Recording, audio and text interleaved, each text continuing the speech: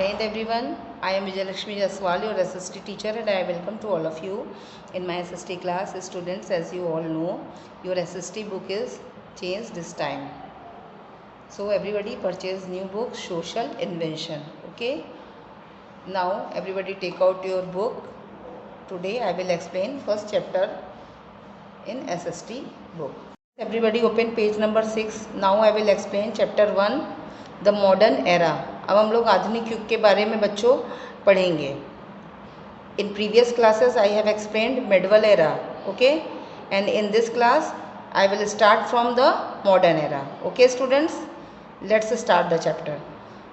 History is a study of past events. History is a record of people, places and events of the past, arranged in a chronological order.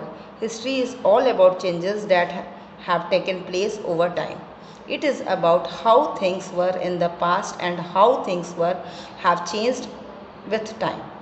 When we compare today's living of people, their social, economic, political setup to the past period, the world is quite different and changing even now. On the basis of all these factors, the historians have divided history into three distinct periods: ancient, medieval and modern. All these three periods are often marked by the different cultures, customs, traditions, economy, politics and social practices. In all these periods, there exists difference while compared to the previous one. Periodization in history has also undergone a change with the passage of time. We categorize history on the basis of any event or something which has influenced the society in a big way. Sometimes the invasions or foreign attacks change the entire setup of the society and economy according to the new political authority, as in the case of the Turkish invasion on India, which brought a significant change in the Indian society at almost all the levels. Similar was the case with the coming of the Mughals and the British. All these people added one or the other elements in the Indian society and enriched it. In India, the transformation from medieval to modern period coincides with the decline of the students. यहाँ पे आपको अपनी book में correction करना है. It is not decline, it is decline. Okay, with the decline of the Mughal Empire and the emergence of the British authority. The modern history of India roughly begins with the end of the Mughal Empire. After the last able Mughal emperor Aurangzeb died, India was fragmented into a number of small petty kingdoms. There were chaos and confusion all over the country, with almost every other kings fighting for control of territories. This attacked foreigners who came promptly to India by establishing trade links and draining away the resources. The Europeans were particularly interested in spice trade with India, and the Dutch monopolized this area. This led to a series of interesting changes in Indian subcontinent. In the study of history, a period of time is far more important than the dates in the particular. When it comes to the political history, the dates become important. In such cases, dates help us to know the chronology or the sequence of the occurrence of the event. But for the social, economic and cultural events or changes, the dates are not important, as we cannot give specific date to such prolonged and continuous changes that occurred over a period of time. Same is the case of nationalism, as we cannot give exact date and time for the emergence of the feeling. तो बच्चों, हम सभी जानते हैं कि इतिहास में हम अपने पास्ट का अध्ययन करते हैं कि हमारे पास्ट में क्या क्या हुआ, और हमारे एंशियंट टाइम में जिसे कि हमने न देखा न जिसके बारे में सुना, तो हम उससे कैसे पता करें. तो उस समय हमारे जो इतिहासकार थे, जिन्होंने बहुत सारे एपिक्स लिखे, ग्रंथ लिखे, बहुत सारी पुस्तकों की रचना की, जिसके और बहुत सारे ऐसे सोर्सेस थे जिनसे कि हमें एंशियंट मिडवल के बारे में जानकारी मिलती है.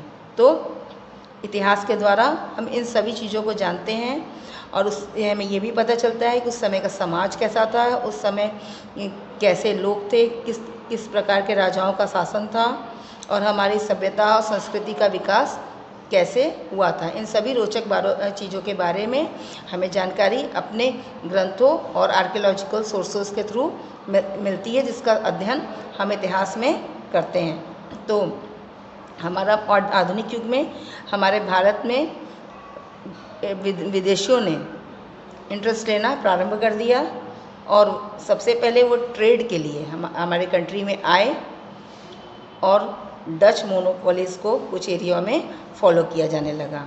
तो उन्हीं सब चीज़ों के बारे में हम सबसे पहले स्टडी करेंगे। Okay students, we can't explain the clear date of feeling of nationalism or any other such thing in India and the world over. Now we will read about features of the modern age are as follows. Industrial revolution. It took place in England. Goods were produced in factories with the help of machines. The large scale production of goods in factories using machines and power is known as industrialisation. तो बच्चों यहाँ से ही modern era से ही हमारा industrialisation का भी प्रारंभ होता है, क्योंकि पहले सारे काम मैनुअली किए जाते थे, मजदूर करते थे, हर काम के लिए अलग अलग कारीगर होते थे। बट नाउ इसकी उन लोगों की जगह, कारीगरों की जगह मशीनों ने ले ली थी और लार्ज स्केल पर प्रोडक्शन मशीन के थ्रू होने लगा था। ये इसी को हम इंडस्ट्रियलाइजेशन या औद्योगिकरण भी कहते हैं। Urbanisation, the movement of people from villages to towns and cities in search of a better quality of life. Nationalism, patriotism and a growing identification with one's homeland. Socialism, a system where the state tries to ensure equitable distribution of wealth. Democracy, government of the people for the people and by the people. Scientific and technological progress, new inventions and discoveries that revolutionized human life. The Renaissance movement, it took place in Europe between the 14th and 17th centuries. It encouraged independent thinking and reasoning, which had an impact on the thoughts and ideals of the people around the world. So students, इन सभी चीज़ों का अब हम विस्तार से अध्ययन करेंगे। Sources in history. Sources in studying history are very crucial to have an understanding about it. In this chapter, we are studying about the modern period. This period has plenty of resources that help us to reconstruct the modern history of India, such as the literary sources. The archaeological sources are not as important for modern history as in the study of ancient and medieval period. Okay students,